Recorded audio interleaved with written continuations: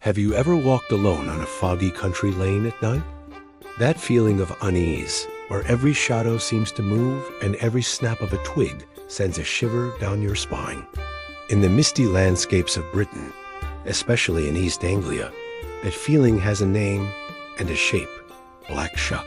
For centuries, whispers and tailies have painted a chilling picture of a massive, ghostly dog as large as a calf, with shaggy black fur and eyes that burn like hot coals.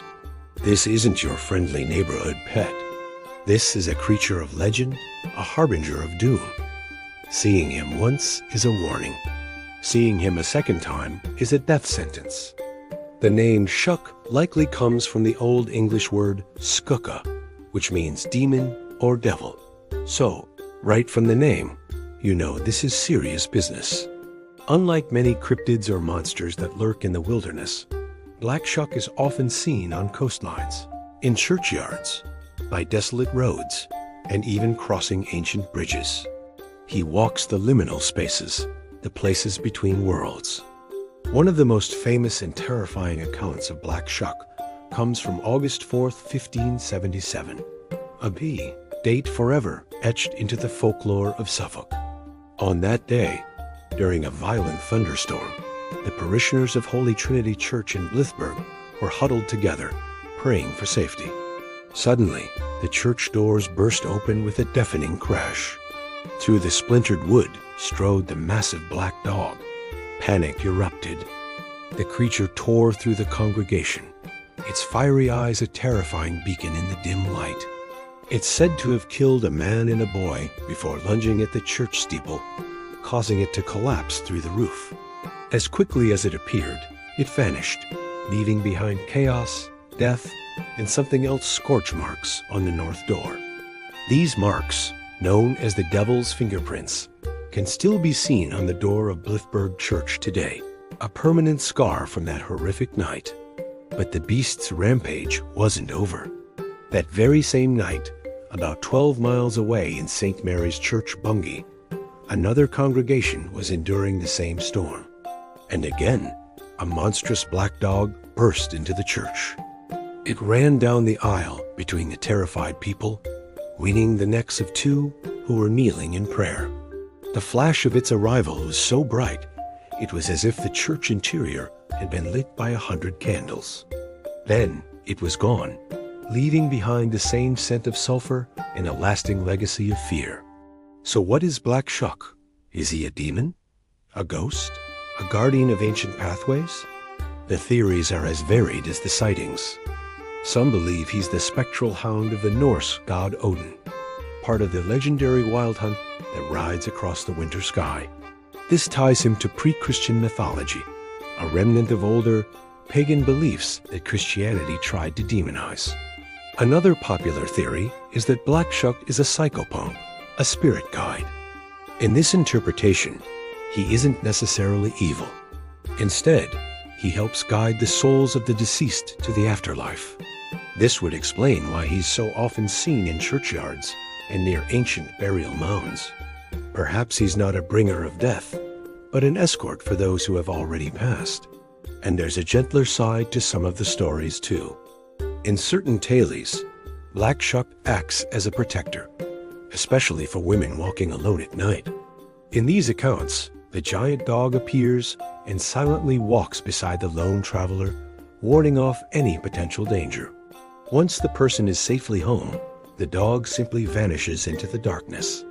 So, is he a monster or a guardian?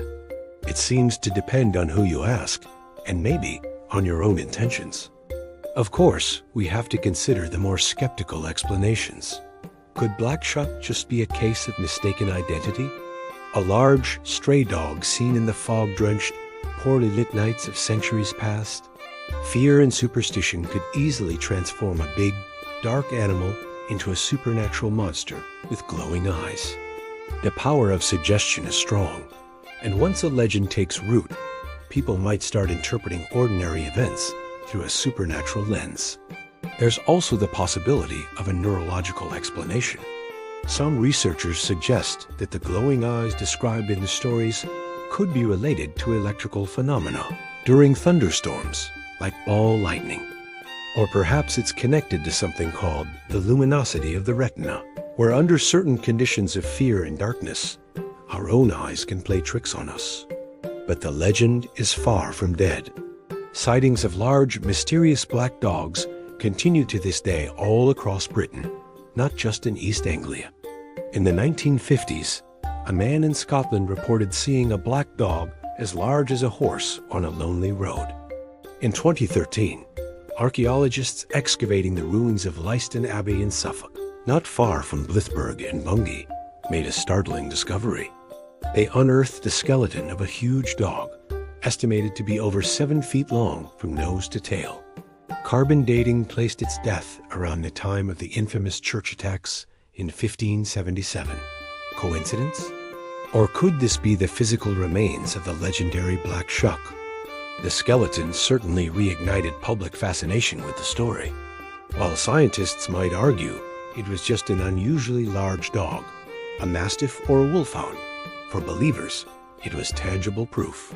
It was a link to the past, a bone-deep connection to a story that has been told for generations. Ultimately, the true nature of Black Shuck remains a mystery. He is a powerful symbol woven into the fabric of British folklore. He represents our primal fear of the dark, of the unknown that waits just beyond the firelight. He is the storm, the shadow, the silent watcher on a lonely road. Whether he's a demon, a guardian, or just a very big dog, the legend of Black Shuck reminds us that even in our modern, well-lit world, some old-world shadows still linger. And that, maybe, we're not always as alone as we think. So next time you're out walking on a dark and misty night, listen carefully. Listen for the soft padding of giant paws on the path behind you.